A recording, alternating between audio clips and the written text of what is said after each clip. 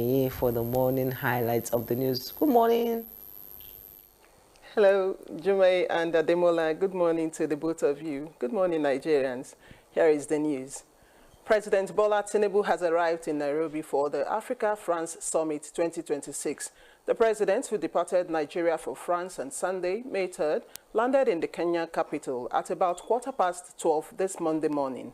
President Tinubu will join 29 other heads of state and government scheduled to attend the first edition of the summit, holding in an English-speaking country in Africa. Co-chaired by President Emmanuel Macron and President William Ruto, the summit focuses on energy transition, green industrialization, digital transformation, restructuring of global financing architecture, and climate action. The summit, with the theme, Africa Forward, Africa-France Partnerships for Innovation and Growth, will provide a high-level platform for African leaders and their French counterparts to deliberate on critical issues affecting the continent, including economic transformation, climate resilience, infrastructure development, youth empowerment, technological advancement, and peace-building initiatives. President Tinubu's participation at the summit is expected to underscore Nigeria's unwavering commitment to strengthening strategic partnerships with African nations and the French Republic.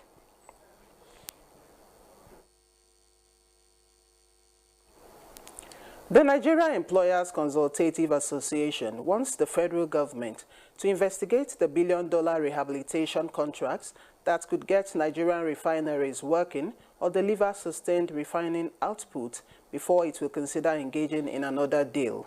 Director General of NECA, Adewale Smart Yerinde, expresses this concern while reacting to the recent signing of a Memorandum of Understanding between the Nigerian National Petroleum Company Limited, NNPCL, and Chinese firms for the restart, completion, and expansion of the Port Harcourt and Warri refineries.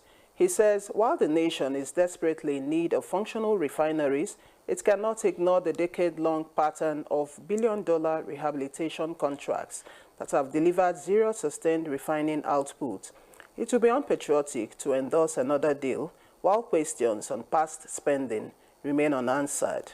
The Director General notes that it is on record and apt to say that the nation cannot afford another trail of wasteful spending. Adewale Smart Yerinde emphasizes that while the intention might be right, however, it is important for the NNPC to avail Nigerians sufficient informational explanation on status of past spending and audits carried out on the refineries. And the federal government has tasked telecommunications service providers to resolve network challenges and deliver quality call and data services to Nigerians, informing telecom subscribers to expect improved quality of service and value for paid services going forward. That is as the Minister of Communications, Innovation and Digital Economy, Dr. Bosun Tijani, in a personally signed statement, states that the government has made investments in infrastructure that will resolve the country's long-standing connectivity challenges for more reliable high-speed internet access for homes and businesses. Among them are World Bank-backed funding under Project Bridge secured to expand nationwide open access fiber infrastructure, which deployment kicks off before the end of the year, alongside new telecom tower deployments and expanded satellite capabilities. He emphasizes that the Nigerian Communications Commission, NCC, has been empowered to monitor performance, enforce service standards, ensure compliance, and take appropriate regulatory action across the industry without interference. Troops of the Joint Task Force Northeast Operation Hardin K have combated ISWAP terrorist attack on 120 Task Force Battalion, Gonori, in the late hours of Saturday, 9th May 2026.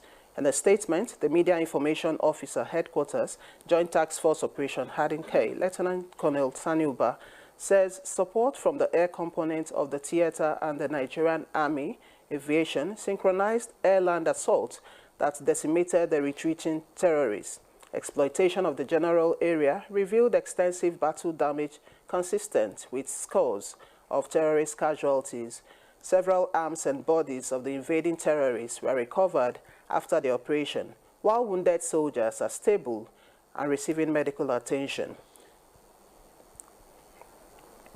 The Nigeria Police Force says it has recorded a major breakthrough in the fight against violent extremism with the dismantling of a suspected IPOB ESN terrorist enclave in Nguru, Abo, Mbise local government area of Imo State. The intelligence-led operation was carried out by operatives of the Imo State Police Command following actionable intelligence obtained from a top IPOB ESN commander, Ebube Uchenna Maduakolam, also known as Ebube Virus. 3 suspects were arrested during the raid and are currently in police custody, assisting investigators with critical information on the group's operations and logistics network. Inspector General of Police, Olatunji Disu, commended the operatives for their courage, professionalism, and tactical precision in their operation. And those are the news highlights for now. Good Morning Nigeria continues with Jumei and Ademola after this break.